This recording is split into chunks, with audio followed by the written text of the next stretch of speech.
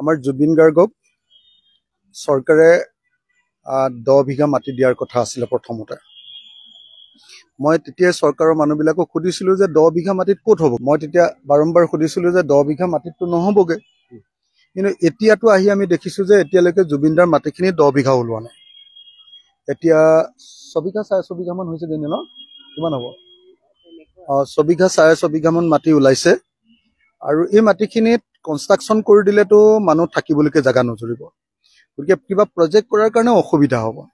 কিন্তু তেতিয়াই সংবাদ মাধ্যমতহে মই শুনি আছো যে ইয়াত যথেষ্ট সংখ্যক মাটি, যথেষ্ট পৰিমাণৰ মাটি মন্ত্ৰী অশোক সিংঘালে লৈ আছে বুলি শুনিছো। আৰু অশোক সিংঘালে লৈ আছে বুলি মই সংবাদ মাধ্যমতে শুনিছো। মই সেইকাৰণে নিজে চাবলৈ আহিলো। আৰু চাবলৈ আহি মই এবাৰ চাই লৈ যদি সঁচাকে বেদখল কৰি আছে বা কিনিও লৈছে ট্ৰাইবেল বেল্টৰ মাটি বা লিজতো লৈছে, তেতিয়াহ'লে যাতে তেখেতে এৰি দিয়ে। মই তেখেতক ক'বলৈ আহিলো খোলাখুলি কথা, কোনো অশোক সিংঘালক আমাৰ জুবিনদাৰ সমাধি ক্ষেত্ৰৰ মাটি দিয়া নহ'ব। ইয়াত ৰাজহুৱা এখন সমাধি আছিলে, তেওঁলোকৰ কাৰণেও মাটি নাই এতিয়া। সেই সমাধিখনৰ কাৰণেও মাটি উলিয়াব লাগিব আমি। আকৌ তাৰ পাছত জুবিনদাৰ সমাধি ক্ষেত্ৰত যি ডাঙৰ প্ৰজেক্ট হ'ব, সেই প্ৰজেক্টবিলাকৰ কাৰণেও মাটি উলিয়াব লাগিব। ইয়াত কোনো সিংঘাল বা ৰাজেশ হেৰি বুলি এজন মানুহে ইয়াত মাটি লোৱা বুলি শুনিছো। আৰু সেই সিংঘাল বা কোনো ৰাজেশ বাজাজ নহয়, ৰাজেশ কিবা এজন মানুহে এনেকে মাটি লোৱা বুলি গম পাইছো মই। গতিকে এই কথাখিনি চাবলৈ আহিলো, বুজিবলৈ আহিলো। বুজি যদি সঁচাকে জানো যে ইয়াত কোনোবা মন্ত্ৰীয়ে বা অন্য কোনোবাই বেদখল কৰিছে বা জোৰ জবৰদস্তি কিনি লৈছে, এইখিনি নন কেডেষ্ট্ৰিয়েল মাটি হয়। নন কেডেষ্ট্ৰিয়েল মানে এতিয়ালৈকে শিকলিয়ে পেলোৱা নাই, হিচাপলৈকে অহা নাই। সেই মাটি যদি কোনোবা মন্ত্ৰীৰ হাতলৈ গৈছে, এই মাটি এৰি দিব লাগিব। চাদা চিধি কথা। মুঠতে এই মাটি কোনো পধ্যে আমি কোনো অশোক সিংঘালক কেতিয়া দখল কৰিবলৈ নিদিওঁ। আজি মই চাই লওঁ, তাৰপিছত অশোক সিংঘালক আমি ধৰিম। গতিকে প্ৰথমতে এবাৰ চাই লওঁ, চাই লৈ বুজি পালে মই ডেফিনেটলি ধৰিম। চাৰ্জশ্বিট ফাইল কৰিবৰ কাৰণে প্ৰিলিমিনেৰী কামখিনিও তেওঁলোকে কৰা নাই। ইণ্ডিয়ান ল অনুসৰি যদি কোনো হত্যাকাণ্ড বা মৃত্যুৰ ঘটনা ঘটে, তেতিয়াহ'লে তাৰ ইনভেষ্টিগেশ্যনৰ মূল বস্তুটো হ'ল প্লেচ অফ অকাৰেঞ্চত তদন্ত। প্লেচ অফ অকাৰেঞ্চত যদি তদন্ত কৰিবলৈ হয়, তেতিয়াহ'লে ছিংগাপুৰ যাব লাগিব। 32 দিনৰ মূৰত SIT গৈছিলে, কিন্তু তেওঁলোকক একো নিদিয়াকে ঘূৰাই পঠিয়ালে। শূন্য লৈ তেওঁলোক ঘূৰি আহিলে। কেলে একো নিদিলে?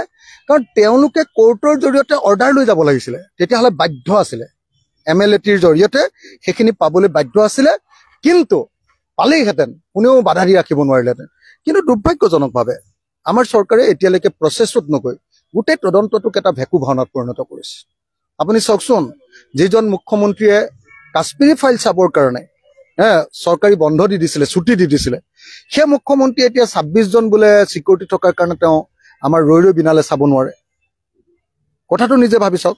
মানে মই এই মুহূৰ্তত সেইকাৰণে আপোনালোকক স্পষ্টকে জনাব খুজিছো, আমি জুবিনদাৰ ন্যায় যে চৰকাৰে নিদিব উপলব্ধি কৰিছো, আৰু সেইকাৰণে বেছিকে লাগি থাকিবলগীয়া হৈছে। বিমলে কৈছে যে মোক দুটা কথা কৈছে যে মই কংগ্ৰেছৰ বেছিকে চেলাগিৰি কৰিছো, এনেকুৱা ধৰণৰ শব্দ এটা কৈছে, আৰু সেইকাৰণে সি লাজ পাইছে। মই মানে বিমলক প্ৰথম যেতিয়া লগ পাইছিলো, তেতিয়াৰ পৰা তাক লৈ মই লাজ পাওঁ। কেলে জানেনে? তাৰ একমাত্ৰ কামটো আছিলে আছুৰ নামত পইচা তোলা, চান্দা তুলি খোৱা। তাৰ পাছত MLA যে কৈছে, সেইটো আকৌ আছুৰ থ্ৰু, আছুৰ জখলাৰে MLA হৈছে, সৰ্বানন্দ সোণোৱালৰ লগত চিনাকি হয়। এইবাৰ যে মন্ত্ৰী হৈছে, মন্ত্ৰী হওঁতেও আকৌ হিমন্ত বিশ্ব শৰ্মাক সৰ্বানন্দ সোণোৱালে কৈ দিছে। বুজানে? সৰ্বানন্দৰ কোটাত পাইছিলে, এতিয়া সৰ্বানন্দকে লাদ দি আকৌ হিমন্তৰ পক্ষ লৈছে। এইবাৰ মানে একদম মানে আমাৰ জুবিনদাৰ মৃত্যুৰ ক্ষেত্ৰত সাংঘাতিক ধৰণে বিজেপি চৰকাৰখন বিপদত পৰিছে।